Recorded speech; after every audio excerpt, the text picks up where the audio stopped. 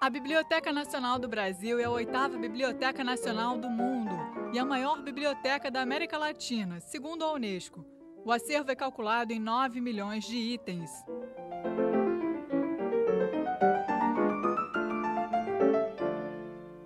A Biblioteca Nacional funciona hoje num palacete de 1910, na Cinelândia, no centro do Rio. Na época da inauguração, o prédio atendia a todas as exigências técnicas das mais modernas bibliotecas do mundo, como pisos de vidro nos armazéns e estantes de aço com capacidade para 400 mil livros.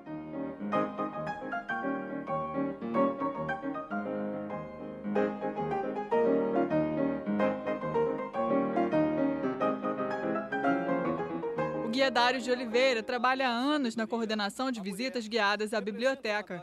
Ele conta a história do lugar pelo menos 2 vezes por dia, de segunda a sexta. No século XVIII ocorreu um grande terremoto em Lisboa e a Real Biblioteca Portuguesa incendiou. Dom José I era o rei de Portugal na ocasião. O que ele conseguiu salvar, montou uma livraria. Com a vinda da família real para o Brasil, veio também esta livraria. Ficou inicialmente num hospital na Praça 15 e lá foi fundada a biblioteca por Dom João VI, em 29 de outubro de 1810. O acervo cresceu, foi transferido para um prédio onde hoje funciona a Escola de Música da UFRJ e lá permaneceu até a construção deste prédio. Ele foi construído para abrigar a biblioteca, inaugurado em 29 de outubro de 1910. Estilo arquitetônico eclético, vários estilos reunidos em um só. As portas vieram da Inglaterra, corrimão da Alemanha e vitral da França.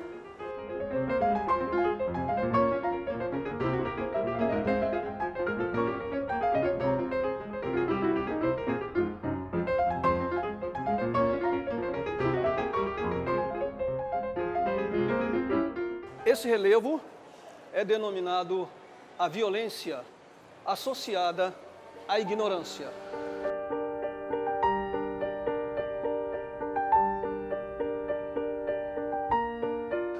No painel, o cavalo da morte passando sobre as pessoas que vivem na ignorância.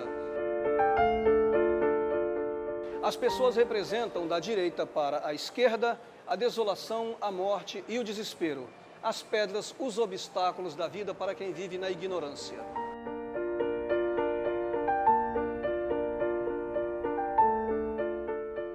Esse painel é denominado a sabedoria. A mulher representa uma dádiva divina descendo para a humanidade, sabedoria e inteligência. As ações das pessoas do lado direito representam o estudo, a educação e a pesquisa. Os olhos daquela menina, a única pessoa que está olhando de frente para cá, foram pintados com uma técnica especial que permite que ela olhe em todas as direções ao mesmo tempo. Significa que as pessoas que têm sabedoria e inteligência ampliam seus horizontes, não enxergam somente numa direção.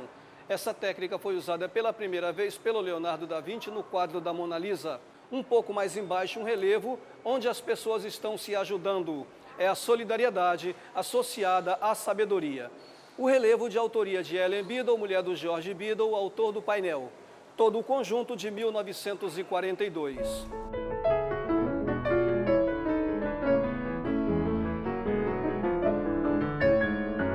A Biblioteca Nacional esteve subordinada ao Ministério do Interior, depois ao Ministério da Educação e Cultura e em 1981 passou a órgão de administração indireta, como parte da Fundação Pro Memória. Desde 1990 é uma fundação.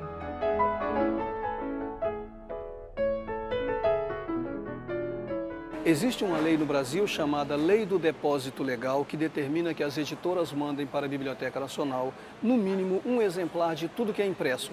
Aqui também funciona o depósito legal. Por conta desta lei do depósito legal, nós recebemos uma média de 150 obras por dia.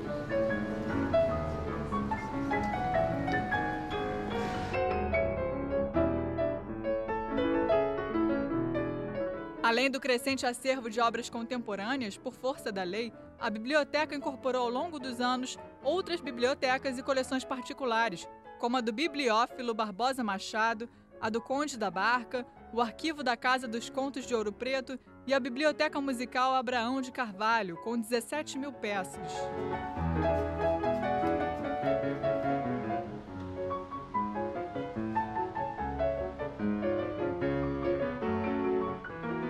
Aqui é o maior salão de leituras da casa, o Salão de Obras Gerais, onde os leitores consultam os livros. São cerca de 120 mesas, a leitura é individual. As obras podem ser buscadas por título, por autor ou por assunto. O leitor vai até um dos terminais de computador, preenche um formulário, esse pedido sobe e o livro desce.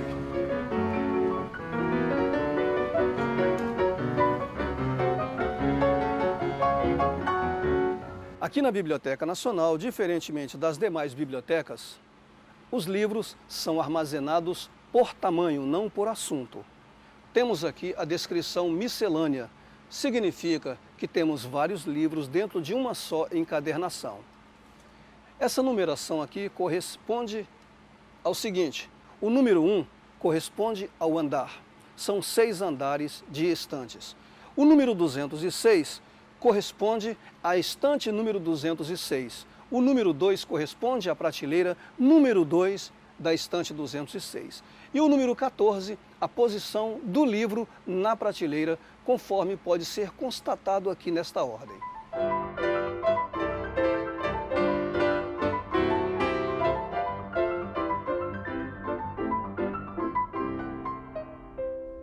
Entre as peças mais valiosas do acervo estão os 2 exemplares em pergaminho da Bíblia de Mogúncia, impressos em 1462.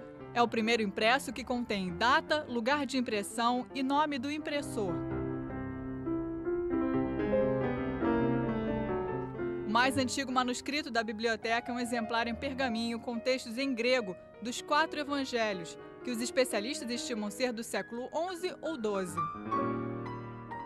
O segundo mais antigo é o Livro de Horas, em latim, do século XV. Outra raridade do acervo é a coleção do Correio Brasiliense, primeiro jornal brasileiro, editado por Hipólito José da Costa, em Londres, de 1808 a 1822. A biblioteca guarda também o Vossa Senhoria, o menor jornal do mundo. Cosmographie Universelle, de André TV. Crisálidas, autografado por Machado de Assis. Um exemplar de Hamlet, de Shakespeare, de 1603. O mapa mais antigo dos confins do Brasil é de 1749. Entre as partituras, as de maior interesse são as originais das óperas de Carlos Gomes. Aqui é a divisão de manuscritos, onde ficam as obras mais antigas da casa. O livro mais antigo que nós temos é um evangeliário grego do século XI. Aqui temos obras do século XI ao século XXI. Recibo de compra e venda de escravos, os originais de Os Sertões do Euclides da Cunha, o processo do julgamento de Tiradentes, mais de 850.000 manuscritos do século XI ao século XXI.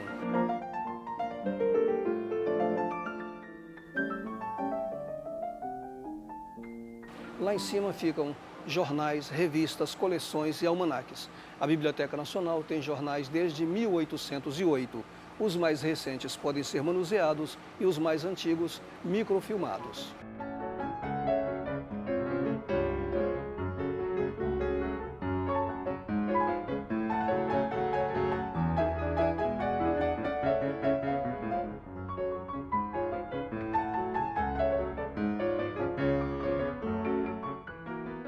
Aqui é a divisão de iconografia. Ícone é de imagem. Aqui ficam as obras que têm mais imagens do que textos, livros de artes e fotografias. Dom Pedro II foi o primeiro homem a experimentar a fotografia no Brasil. Quando ele foi embora, ele doou para a Biblioteca Nacional a sua coleção particular com mais de 25.000 fotos. Esta coleção, Teresa Cristina Maria, foi reconhecida pela Unesco como Memória do Mundo.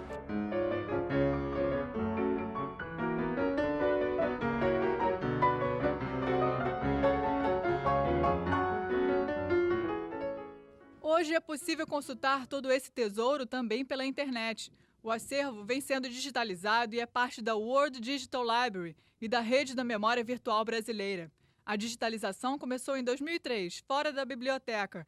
Em 2004, o laboratório foi inaugurado com equipamentos de última geração e capacidade para digitalizar 18 mil itens por mês. A digitalização na biblioteca começou por uma necessidade da biblioteca de poder democratizar o seu acervo. Na verdade, a digitalização na Biblioteca Nacional ela tem duas faces. Uma é dar acesso a esse acervo e a outra é também preservar esse acervo. E essa preservação é feita na medida que você diminui o manuseio dos documentos, porque você passa a manusear o digital e não o original. E também ela é feita por quê? Porque a captura, a conversão para o digital, ela é feita seguindo padrões de qualidade que permitem que o digital seja uma cópia fiel do documento original. E com isso ele fica preservado para uma possível edição facsimilar desse documento. Então ele fica guardado na íntegra com todas as suas características, mesmo as características do tempo, causadas pelo tempo, elas são guardadas, né? E ele é uma forma também de você preservar. Assim como a microfilmagem é uma forma de preservação, a digitalização também é uma forma de preservação e que se aplica muito bem ao documento colorido. O Brasil tornou-se o único país latino-americano a fazer parte da Biblioteca Digital Mundial, onde disponibiliza online a coleção Teresa Cristina, a mais valiosa da biblioteca. São imagens do século XIX, da coleção que Dom Pedro II doou à instituição, com gravuras de Rugendas, Debré e fotografias antigas. A Biblioteca Digital Mundial ela é um protótipo, ela ainda não é uma realidade. Com a participação do Brasil, da Rússia, dos Estados Unidos e do Egito. Foram 4 países que inauguraram isso. Então tem documentos brasileiros lá, mas esses documentos foram capturados por nós. A Biblioteca Digital Mundial ela não irá aos países para digitalizar seus documentos. Os países já têm que ser dotados dessa capacidade de produzir documentos digitais e documentos digitais de qualidade suficiente para que eles possam ser apresentados lá com o software que eles vão utilizar.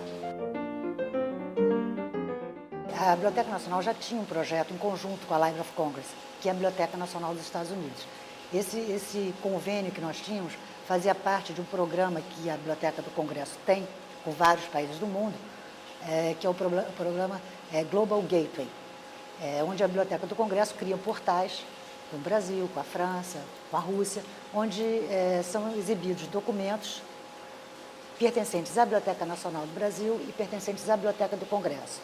Existe uma contextualização, um texto falando sobre o Brasil, contando a história do Brasil, e esse texto é ilustrado com documentos tanto daqui da nossa biblioteca como documentos que pertencem à Biblioteca do Congresso.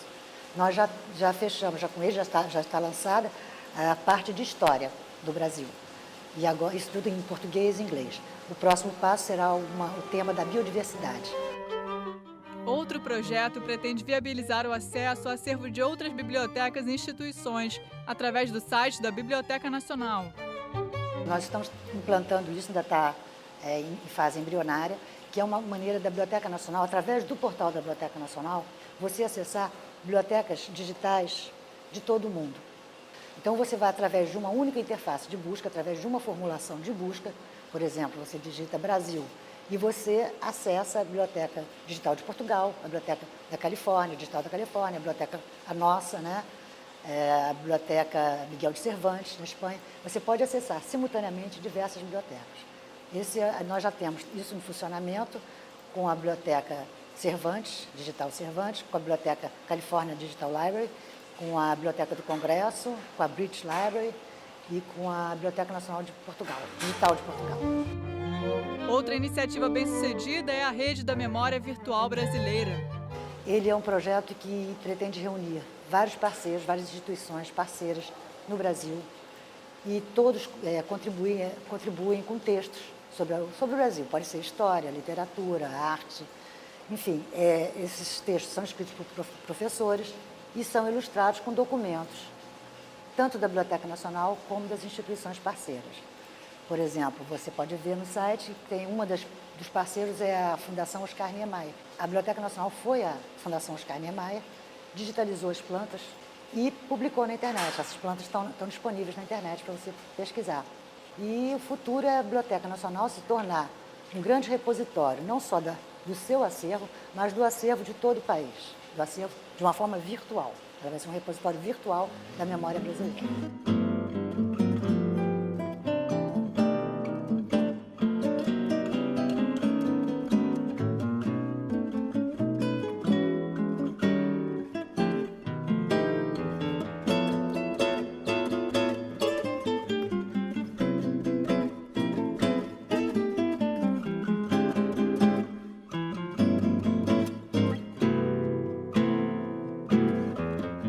A Biblioteca Nacional também investe na distribuição de livros pelo Brasil.